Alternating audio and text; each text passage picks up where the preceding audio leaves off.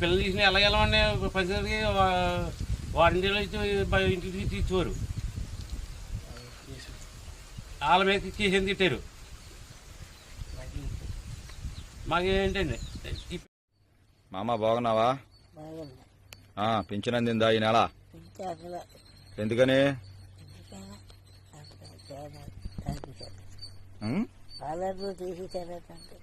ఎవరు తీసేశారు?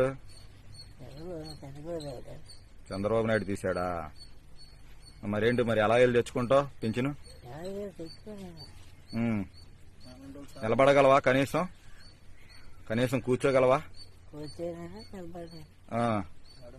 మరి నువ్వు మరి పంచాయతీకి ఎలా వెళ్ళగలవు?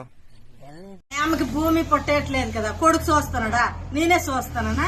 ఆ పింఛని వస్తుంది, నెలకు పింఛని వస్తుందని ఆ పొగాకోడికి, మాటలోడికి, కూరగాయలోడికి అన్నింటికి నేను అవి చూస్తూ ఆడిచ్చిన 3,000 రూపాయలు చాలపోతే ఇంకా 500, 600 అప్పు చేస్తాను. ఇప్పుడు పింఛని దొరకలేదు, రాసిన ఇంటికాడికి తెచ్చిస్తున్నాడా, అది బంద్ చేశారు. ఇప్పుడు పింఛని రాలేదు.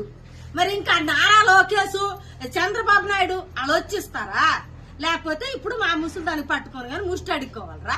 అన్న కొడుకులు యానా కొడుకు ఈ రకం చేస్తున్నాడు. దానికి ఏడు సచివాలయం చెప్పాడు చంద్రబాబు. సచివాలయంకి వెళ్ళడానికి ఇప్పుడు సచిన్ దానికి ఏమైనా ఎత్తుకొని వెళ్తాను నేనా వెళ్ళిపోతానా?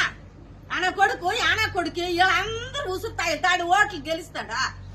అది గెలిచి బాగుపడతాడా? ఆ తగిలితుంది ఇలాంటి ఉసురు మాత్రం. అప్పుడు 10 సంవత్సరాలు ఏర్పాటు చేశాడు ఆ చంద్రబాబు నాయుడు అన్నటప్పుడు కానీ ఇలాంటి ఈ రకం కానీ ఇచ్చుందిగా బాగుండు. అప్పుడు ఇంకల్లా దేవత ముష్టిదా ఈ పంచాయతీకి, బగాపిండి పంచాయతీకి ఒక సీఎఫ్ ముష్టి దానికి పెట్టాడు. ఈ పెదల సొమ్ము తినుకోని అది ఇచ్చింది భీము. ఏవకులేసి పరిగెడితే ఒక్క రోజు కానీ ఎవరితో బాగాలేదో ఒక ఊరికెళ్ళి ఉండిపోయి మరుసటి రోజు వెళ్తాడు ఆ బియ్యం లేవు. ఏమంటే నీ బియ్యం ఎక్కడికి వెళ్ళిపోయినాయి అనగన్నాడు. ఈ 10 సంవత్సరాలు ఏలుబడి చేసి అంత ఇచ్చాడు. ఇప్పుడు ఏదో ఈ జగన్మోహన్ రెడ్డి వచ్చినాడు, ఇస్తున్నాడు ఇంటింటికి బియ్యము, పింఛని అని ఆశపడితే ఇది లేదు, అటు కూలికి వెళ్ళలేదు దానికి వదిలేసి ఆయన కింద సేవ చేస్తానంటే ఇప్పుడు అన్నింటికి కోసపడం. పొగాకు లేదని గొల్లు, మాత్రం లేవని గొల్లు, ఎక్కడి నుండి నేను తెచ్చిస్తానని వదిలేసి కూలికి వెళ్ళలేకపోతే నేను ఎక్కడికి వెళ్తాను రా? ఏం బాగుపడిపోతాడు రా ఓట్లేసి?